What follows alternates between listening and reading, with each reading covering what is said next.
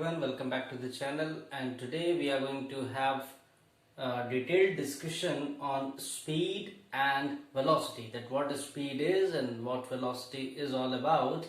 We are going to study about speed and velocity, and then we are going to compare these two terms with each other. So without any delay, let's start with the lecture.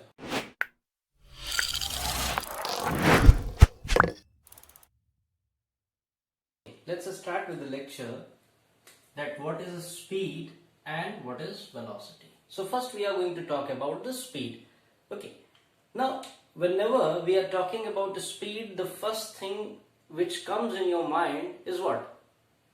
Either the vehicle, the car, scooter, truck, it is moving very fast or it is moving very slow. Okay. So whatever we are going to talk about, either about the speed or about velocity, we are going to talk in terms of two things, that is on the basis of qualitative analysis and in terms of quantitative analysis. Okay, so first let's talk about the speed, and that too on qualitative basis. So whenever we are having the term speed, the first thing which comes in our mind is slowness or fastness of the vehicle.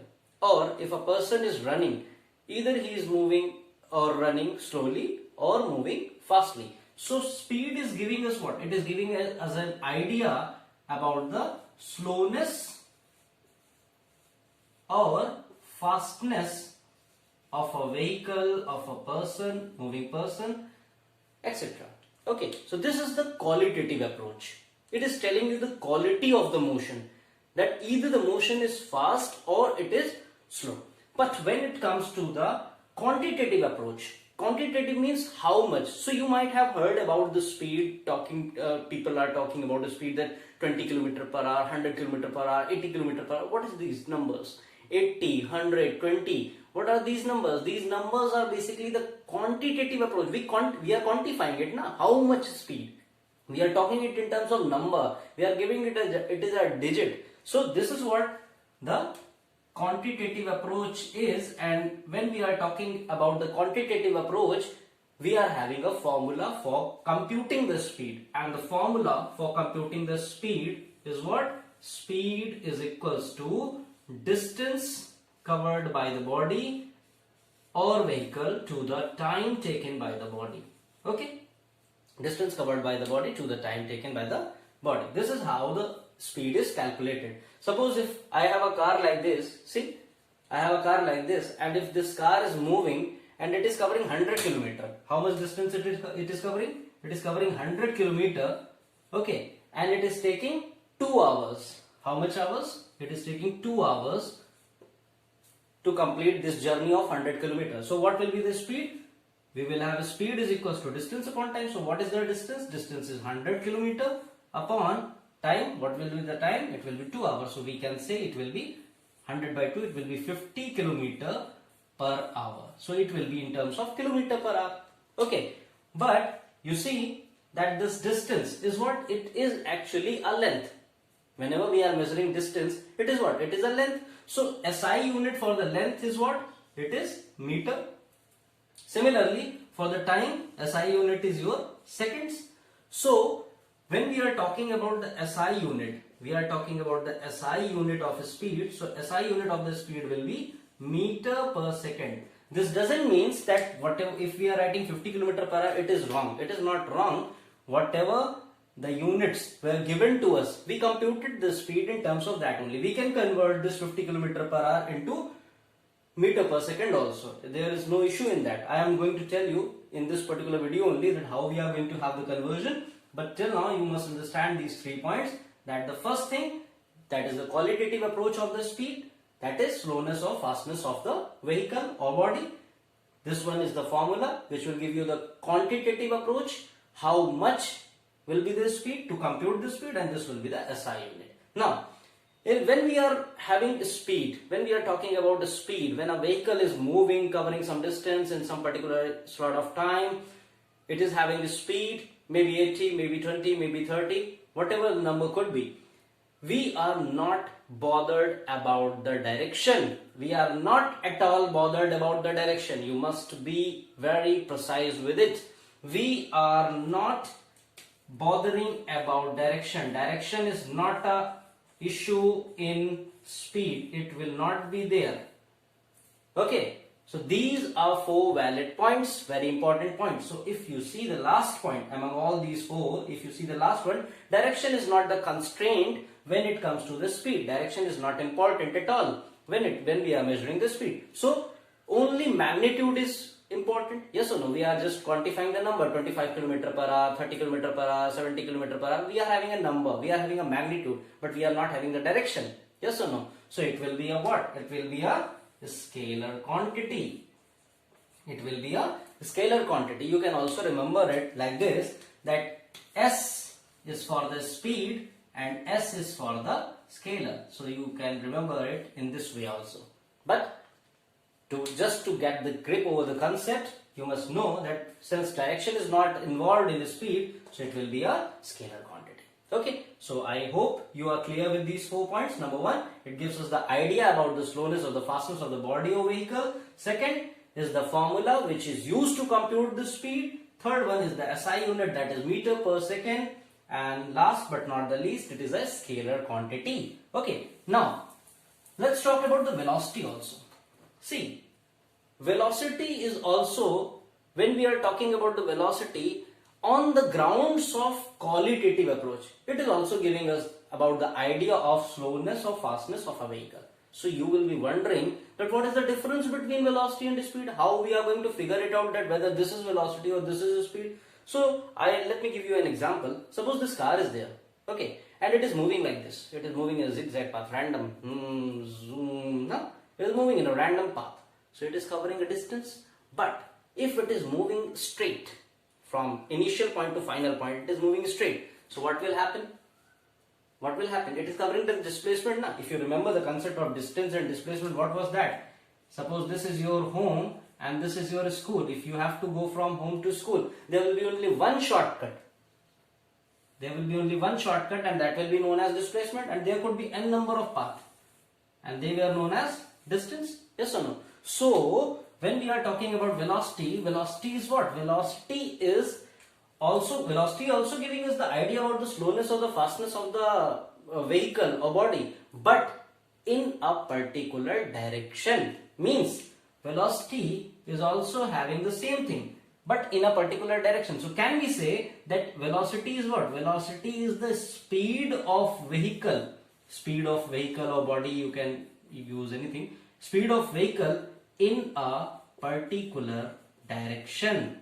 Okay, must be very clear with it, in a particular direction. So here if you see that direction is involved, here it was no direction. Direction was not a constraint, it was not at all important. But when it comes to velocity, direction will be very important. And now when direction is involved, in a particular direction we are moving, means the movement is in particular direction. So if we quantify this, what will be the formula for velocity? Velocity will be displacement upon time. Yes or no?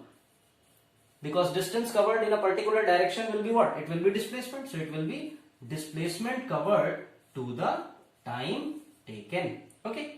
So this is how we can quantify this velocity. Now see, displacement is also a length. It is a sort of length. So SI unit will be meter, and time again SI unit will be second. So here the SI unit is what? SI unit will be meter per second. Okay, it will be meter per second in terms of velocity also. But here in terms of velocity, what happens? Velocity is having magnitude also. You can see V is the formula. We are using this particular formula to compute the magnitude of the velocity, and it is having a direction also, because it is what? It must be in a particular direction. So direction is there, magnitude is there, means it will be what? It will be a, yes, you got it absolutely right, it will be a vector quantity. So you can also remember it like V is for velocity, V is for vector. Okay, this is how you can have the speed and velocity. Now to measure the distance, if you are moving in your car, I hope you have written this, or you can take the screenshot of the same. When you are moving in your car, you see that there are certain meters provided in your car, analog meters, or maybe nowadays we are having the digital meters also. So one meter is there which is telling you the distance, how much kilometer you have traveled, how much kilometer you covered. So when you are having an instrument to measure the distance, okay, that instrument is known as odometer. What we call it? We call it odometer. Okay, and to measure the speed of a vehicle, we are having a device which is known as speedometer. You can see it in motorcycles, scooters, car, etc. Everywhere. Every vehicle is having a speedometer and odometer. Okay, the image will be on the screen. You can see it also. Odometer and the speedometer is all about. Now, I was telling you that we covered the distance, or we calculated the speed in terms of kilometer per hour, yes or no? And the SI unit are meter per second. So can we convert kilometer per hour and meter per second? Obviously we can. Suppose a vehicle is moving with a speed of 1 kilometer per hour. So what will be its speed in meter per second? So we can have this like 1 kilometer upon 1 hour. This is how 1 kilometer per hour will be written. Now see, 1 kilometer will be equal to how much? That will be equal to 1000 meters. Okay. And 1 hour will be how many seconds? 1 hour will have 60 into 60. So it will be 3600 seconds. Okay. Now it will be in terms of meter and second. So we can write it as meter per second. 0, 0. It will be 50. It will be 180. So if you see 0, 0. So it will be how much? It will be 5 upon 18 meter per second. Means 1 kilometer per hour is 5 upon 18 meter per second. So if it is given in your numerical, if it is given to you in numerical that 25 kilometer per hour, and you have to measure it in terms of meter per second, so what you have to do? You have to simply multiply 25 kilometer per hour by 5 by 18, so that you can have it in meter per second. Okay, I hope this is quite clear to you all. Now let's understand the concept of speed and velocity by a very simple numerical. Okay, by a very simple numerical, let's understand the concept of speed and velocity. Suppose if this is point A, this is point B, and if a car is moving from A to B. Okay, if a car is moving from A to B. Now when car is moving from A to B, it is covering a distance of, suppose this is distance is your 100 meter, and it is covering a distance covering this particular 100 meter distance in, let's say, 20 seconds. 20 seconds is the time taken by the car to cover 100 meter in 20 seconds. Now car is moving in a particular direction. It is moving in a straight line. You can see that A to B is the shortest path between the 2 points. Is there any path which is possible, which is the shortest path between A and B? No, obviously not. It is a simply straight line. So what it will be? You must automatically know that it is the displacement. It should come in your mind by default that since A and B are connected with a straight line and car is moving in that particular path, this means it will be displacement. So what you are going to compute here? You are going to compute velocity. So velocity will be what? Velocity will be displacement upon time. Now you see, displacement is given as how much? It is 100 meter upon speed is given, time is given as 20 seconds. So it will be 20 seconds. So it will be 5 meter per second. Okay. Now same question if we say that from A to B, what happens? Car is first moving from A to C, okay, covering a distance of 10 meter, and then from C to B, and it is covering 50 meter. Okay, it is covering 50 meters. So 10 meter from here, 50 meter from here, and for the entire journey, it took 3 seconds. Okay, so how we are going to have the speed? Now here you see that we are going to compute the speed. Why? Because from A to B, if we see, the shortest distance will be this. Yes or no? The shortest distance from A to B will be this, but here we are having the intermediate journey also, so it will be speed. So speed will be distance upon time. Total distance will be 10 meter, 50 meter, 10 plus 50, it will be 60 upon 3. It will be 60 upon 3. So it will be 20 meter per second. Please always remember to mention the unit also. Okay. So this is how this was the numerical. Let's understand it by the second numerical also. Let's understand it with another numerical. Suppose Rahul is there and Rahul started from a point A and moved to 3 kilometer in this particular direction, east. Okay, he moved to east direction and covered 3 kilometers. From east, he turned to his left and started moving towards north, and he covered 4 kilometers. Okay, and reached the point C and stops there. So if you see the journey Rahul is covering, it is from A to B and then from B to C. Okay, so the distance will be given by how much? The distance will be how much? It will be AB plus BC. So it will be 3 plus 4, it will be 7 kilometers. Okay. And if you talk about the displacement is what? It is the shortest distance from initial point to final point. So this is the initial point, this is the final point. It will be computed how? It will be computed by using Pythagoras theorem. So it will be 3, 4. How much it will be? Root 16 plus 9. It will be root 25. It will be 5 kilometer. I know that you all know about the Pythagoras theorem. So you can compute this hypotenuse 5 kilometers. So displacement is how much? You can see displacement is how much? Displacement is 5 kilometer. So suppose if I say that from A to B it took 1 minute and from B to C it took 2.5 minutes. So total time taken